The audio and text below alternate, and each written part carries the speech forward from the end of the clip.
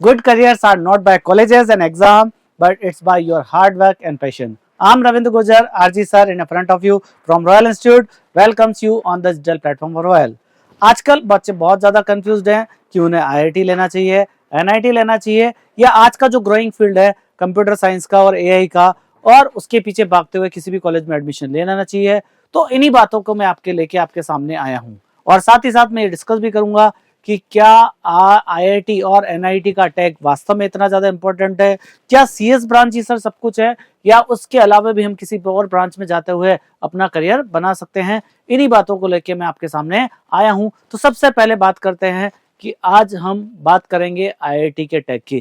क्यों आईआईटी का टैग इतना इंपॉर्टेंट है? अगर कोई स्टूडेंट है जिसकी रैंक 2000 से 3000 है तो उसको इजीली कोई भी आईआईटी मिल जाएगा, उसका मन चाहिए ब्रांच उसको मिल जाती है। पर जिन बच्चों की रैंक 5000 से 7000 तक रहती है और उन बच्चों को सीएस ब्रांच नहीं मिल रही है, तो बच्चा सोचता है कि सीएस ब्रांच ही सब कुछ है, तो क्या वो 5000 से 7000 के उस पे भी क्या उसको आईआईटी लेना चाहिए या नहीं लेना चाहिए?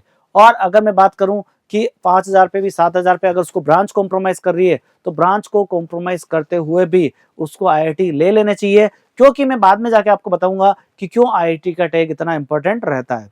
और आईआईटी की बात करें कि बाद में जो बात आती है वो आती है एनआईटीज की। जो टॉप 5 एनआईटी है या फिर मैं बोलूं अभी जो न्यूली आईआईटीज है उनका एक्सपोजर आपको लगभग सेम रहता है।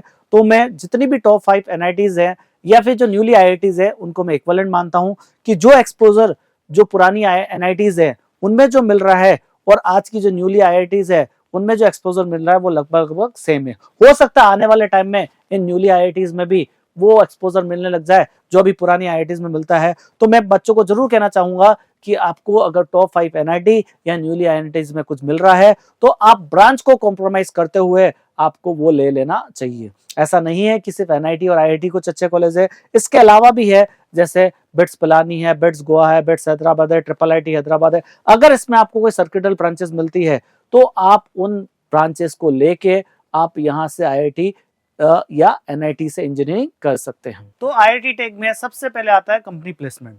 तो जब आप आईआईटी इंजीनियरिंग करने के बाद जब आपके कॉलेज में प्लेसमेंट आता है तो जो भी प्लेसमेंट वाले होते हैं, कंपनी वाले होते हैं, तो सबसे पहला उनका टारगेट होता है कि दे विल विजिट आईआईटी, क्योंकि उनको पता है कि 70 से 80% जो बच्चा क्रीम बच्चा है वो आईआईटी में है। तो rather wasting their time they will go for the IIT, क्योंकि उनको पता है कि जो मुझे क्रीम बच्चा है वो यहीं पे मिलने वाला है। और कहीं ना कहीं इसके पीछे का रीजन ये है कि उनमें से मोस्ट ऑफ द जो ऑफिसर्स है, सीईओ है, डायरेक्टर है या जो एचआर वाले हैं जो आपके प्लेसमेंट के लिए आए हैं वो भी आईआईटीएंस हैं, और उनका जो एलुमनाई ग्रुप है, पीयर ग्रुप है, वहीं से उनको आइडिया लग जाता है कि मुझे कब कौन सा कच्चा कहाँ मिलने वाला है। और उसके बाद जब सेकंड बात आती है when you are in a pure profession, तब प्रोफेशन में होते हुए जब आपको स्विचिंग का टाइम आता है तो वहां पे भी आपके लिए आईआईटी का टैग बहुत बहुत ज्यादा इंपॉर्टेंट रहता है। सर वो कैसे? तो वो ध्यान से सुनिए कि जब आप प्योर प्रोफेशन में है और स्विचिंग का टाइम आता है तो आपसे वो कोई नहीं पूछेगा कि आपकी ब्रांच क्या थी, आपका कॉलेज कौन सा था, वो आपसे पूछेगा आप कौन सी एनआईटी से हैं। आपके एनआईटी आईआईटी का जो टैग है वो बहुत ज्यादा इंपॉर्टेंट रहने वाला है। अगर आप आईआईटी दिल्ली से, आईआईटी बॉम्बे से है तो वो आपके टैग के बारे में बात करेगा।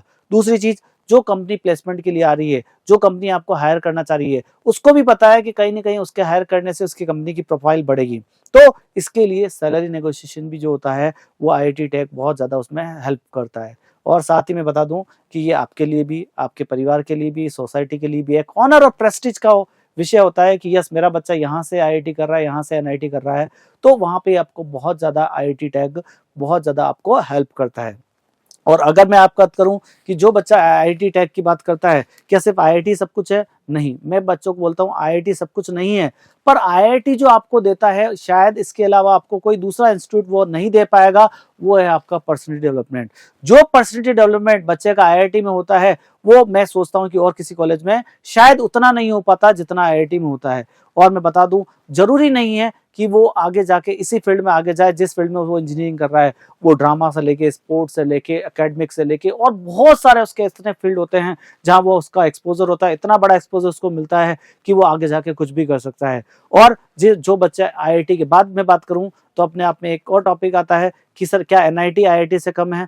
यस, एनआईटी आईआईटी से थोड़ा कम है, पर इतना कम भी नहीं कि वो दूसरे कॉलेज के कंपैरिजन में। तो तीसरी बात यहाँ पे मैं बता रहा हूँ क्यों मैं आपको बार बार बोल रहा हूँ कि आप ब्रांच को कॉम्प्रोमाइज करके हुए कि सिर्फ आप सीएस के पीछे ना भागे, उसके अलावा दूसरी ब्रांचेस भी आपके लिए इंपॉर्टेंट है। क्यों? क्योंकि मैं बच्चों को बार बार यही कहता हूँ कि आप में जोश है, जुनून है, आप एक्स्ट्रा हार्ड वर्किंग है और आप पैशनेट है, तो आप में अगर ये सारे एट्रीब्यूट्स हैं तो इन एट्रीब्यूट्स की सहायता से आप किसी भी कॉलेज में कहीं से भी आप एडमिशन ले सकते हैं।